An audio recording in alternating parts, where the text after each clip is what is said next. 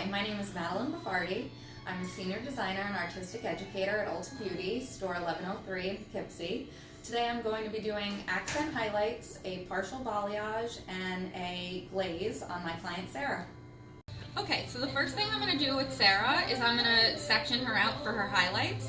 So I'm going to begin by finding the high point of her head. I'm going to make sure she's looking straight ahead. I'm going to rest my comb on top of her head, and right here where it lifts off, that's how I find the high point. So that's how I'm going to section the sides and the top from the crown and the back. Once I have those nice clean sections, I'm going to use my clips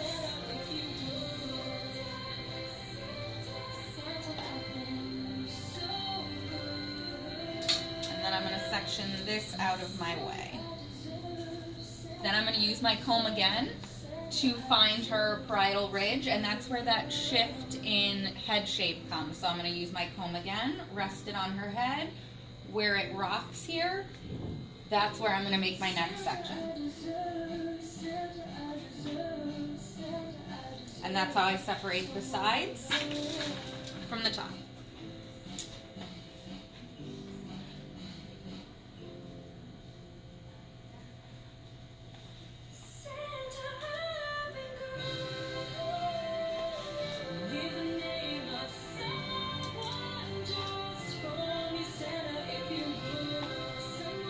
Okay, so during Sarah's consultation, we established that she has a pretty extensive chemical history, so I want to use the most gentle lightener I can for her highlights. So I chose Blonde Dimensions. I mixed equal parts Blonde Dimensions and 20 volume developer. I chose this lightener because it has a gentle, buffered alkaline formula, and it features cationic conditioning system. And Sarah's gonna give me a high five because I consistently say catatonic, which is not what that means. All right, so my placement that I'll be using on the sides of Sarah's head is a diagonal forward. This is going to create the illusion of length toward the front. The reason I'm doing this is because we're gonna do a kind of diagonal forward cut, so I want to accentuate that cut. I'm going to be doing diagonal forward slices. The way I figure out if I'm doing diagonal forward or diagonal back, I'm going to use my comb like it's a ramp. So if I were to place a marble on the top of my comb, it would roll forward. That's how I know that I'm doing diagonal forward placement. I'm going to take my first section, clip everything else out of my way. I'm going to slice off that section so I'm not doing any weave. And I'm going to be utilizing the Ultimate Foil Drill, which has a tri-fold application. I'm getting right up there to the scalp. I'm going to charge my brush with the appropriate amount of lightener, get as close to the scalp as possible, and pull that color down. I'm not going to swirl those ends, I'm just going to brush them up and make sure everything's nice and saturated, and then I'm going to fold once, twice. I'm going to lift my foil all the way up, make sure it's where I want it, and then lock it. Now that foil is secure, neat, and it's not going to go anywhere.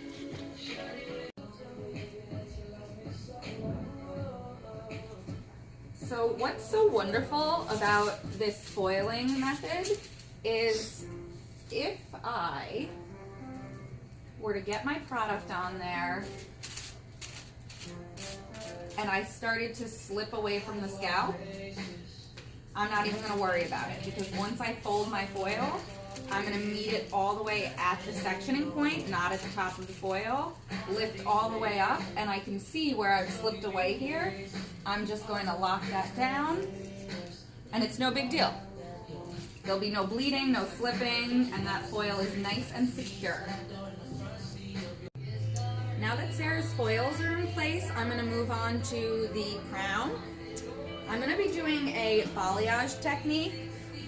Balayage actually means to sweep in French, so when we're doing this technique, our hand is going to stay really, really light, and I like to think of it like icing a cake. Saturation and product use is really important, so So think about your lightener, like vanilla frosting, and you're frosting a chocolate cake. You don't want to see any of that chocolate. You want to make sure it's completely covered. So I'm going to secure this section out of the way.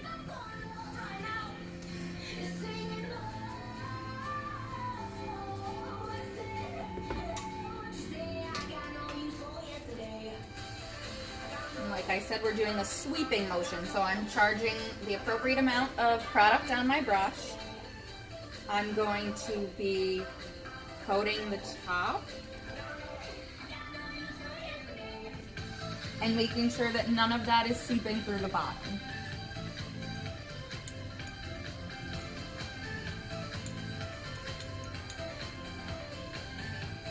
I want to keep my motion going in the same direction. In the crown, I've used a kind of V formation, and you can see that we've really nice and evenly saturated the top. I'm not putting that color through. The underneath side is staying out of it, but we don't see any of that chocolate cake underneath our vanilla frosting. Okay, now Sarah doesn't want to see any lightness in her bangs, so I'm going to comb through and let her bangs drop out, and this is going to be my section. We're still balayaging, so I'm just surface painting. If she wanted a more like high impact highlight, I would maybe saturate through the ends, like more of an ombre technique, but we just want it to be kind of sun-kissed. So I'm sweeping on my lightener, I'm bringing it up toward the scalp, making sure we're nice and saturated on the surface. We don't want to see any of that brown, just white.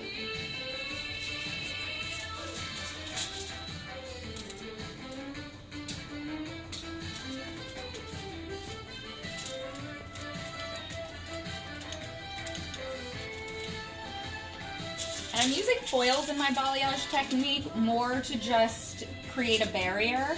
I don't need to create any excess heat because Sarah still wants to stay in that burgundy family, so I'm only looking to So I'm going to do the same thing on the other side. Let Sarah's bangs fall out.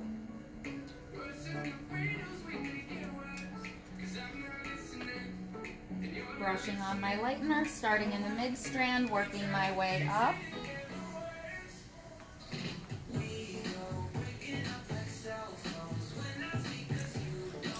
One of the reasons I'm not going to saturate through also is because Sarah wants to stay in the burgundy family, so I only need to uncover the red underneath her hair. I don't need to lift it super high because all I want to expose is that underlying pigment of red.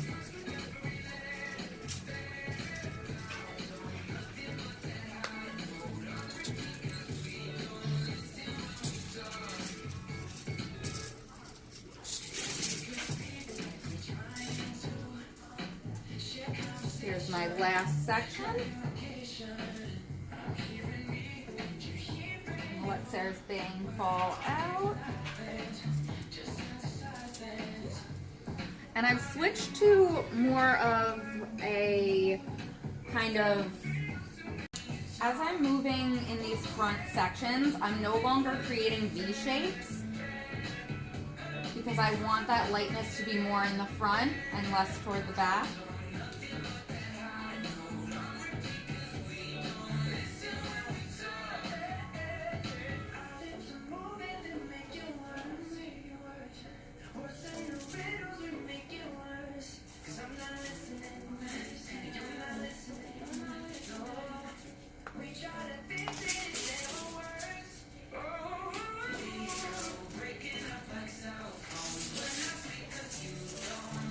Okay, now Sarah's going to process for up to 50 minutes. Because I'm not trying to make her blonde, I just want to get into that red pigment. She's probably only going to process for about 15-20 minutes. We're going to keep an eye on it and set a timer. So now that Sarah's highlights are washed out and she's been conditioned, we are going to do her glaze. So again, I'm going to section Sarah's hair, finding the high point of the head. So I'm sectioning from crown to the nape.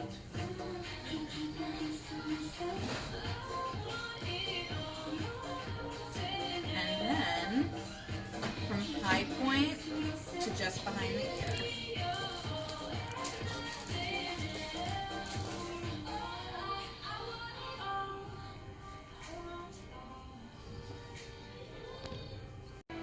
For Sarah's glaze, we're going to be using Shades EQ Gloss. It has an acidic pH and no ammonia. It's going to help me seal down the cuticle, and it's going to make her hair 100 times shinier than before her color service. So we always apply our Shades EQ Gloss on 100% dry hair, and I'm going to apply it as a retouch and then refresh through her ends. So I'm going to go with my sections and use my bottle as my application.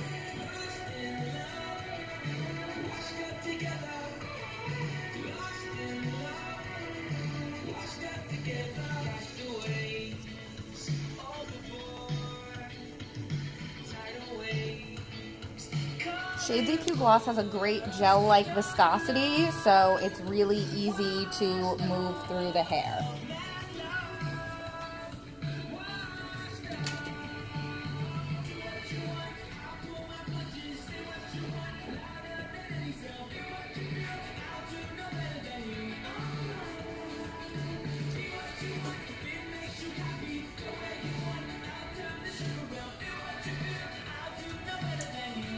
Once I move to the front section of Sarah's hair, I'm going to take diagonal back sections. This is really nice because it's going to kind of mimic the shape of her hairline, so everything's going to be nice and neat and out of her face. I'm going to use my bottle to take my section. I'm going to apply a bead of color and then just brush it like we're doing a retouch.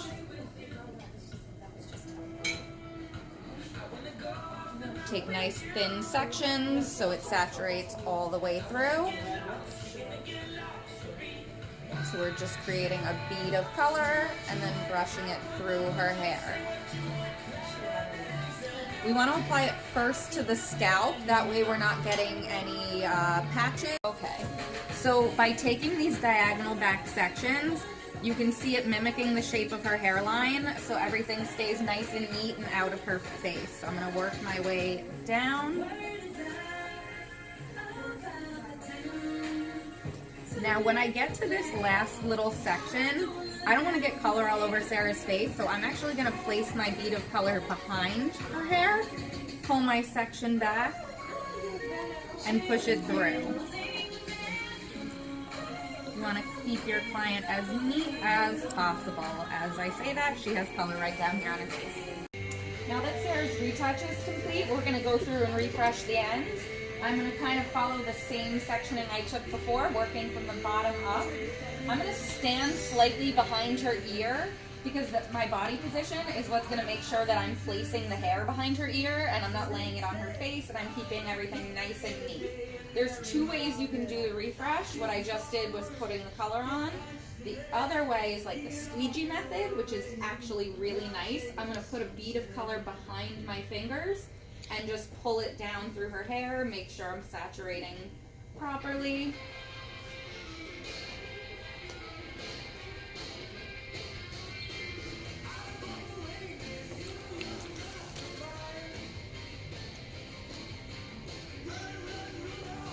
Once I get up here where my section is bigger than a peace sign, just to keep things neat, I'm going to break it into two sections.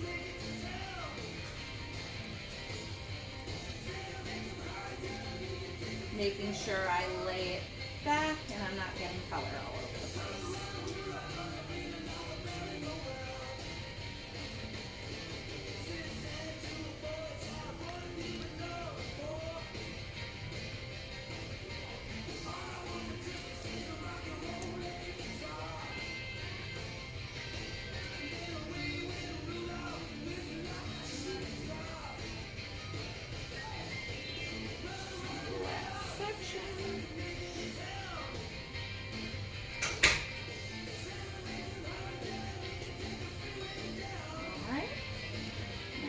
To my next quadrant, same manner, taking diagonal back sections, starting from the bottom and working my way up. So for the sake of timing, I've pre-sectioned Sarah. We're going to be doing a 6-panel bob. Last time she had her hair cut, there was a little bit of too much texture put into it, so we're going to keep it nice and simple and just take up the length a little bit.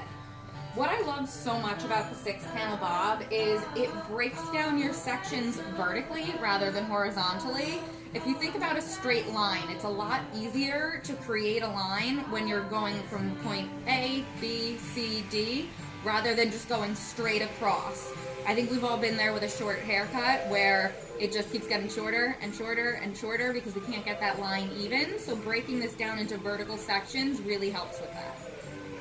My first section, starting in the center left, and I'm going to take a 1-inch subsection and get everything else out of my way. Sarah only wants a tiny bit off, so I'm going to pull my section down at natural fall. I don't want it away or leaned up too tight. I want it exactly where it lays. And I'm just going to take a little bit off the end. Now that I've created my length, I'm going to take down my next 1-inch subsection, get everything else out of my way. I'm going to comb it down, find my guide.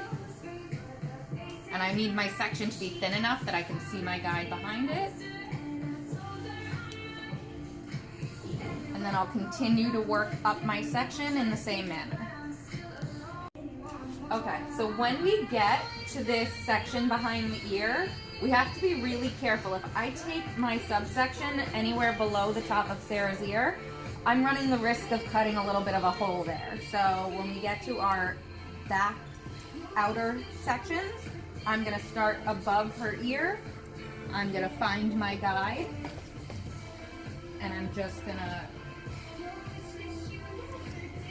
cut to my guide, re-grabbing my section so I'm not cutting past my second knuckle. So for cutting the side of the 6-panel bob, I'm going to take 2 sections in the front, right around the parietal ridge. So that's where we said there's that change in shape of the head. The reason I'm going to do this is because our hairline has a bit of a dip here. So once I cut the side, and like we said, we're keeping it slightly diagonal forward. When I pull down my top section, Sarah's not going to wear her hair directly in front of her face. So what I'm going to do is kind of comb it where it would fall naturally. That way I don't take any extra length. And that's a 6-panel bob.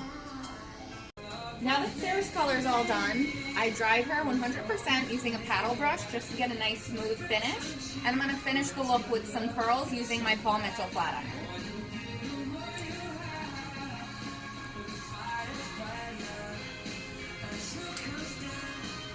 Because Sarah's growing out her hair and she wants it to look as long as possible, I'm going to take vertical sections and pull in a downward motion in order to elongate the curls. Think of it kind of like curling a ribbon with scissors. The speed and angle that we hold and pull at are what's going to determine how tight the curls are, and I don't want Sarah's curls to be super tight.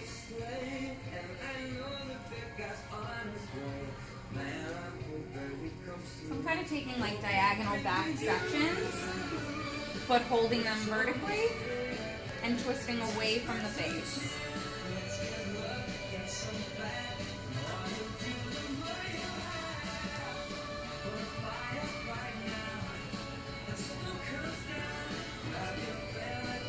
Now we need to turn one rotation and then pull through.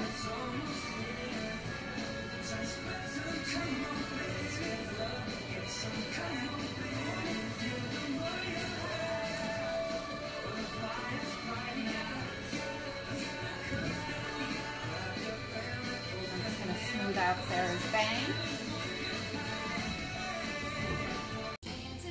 And this is Sarah's finished look.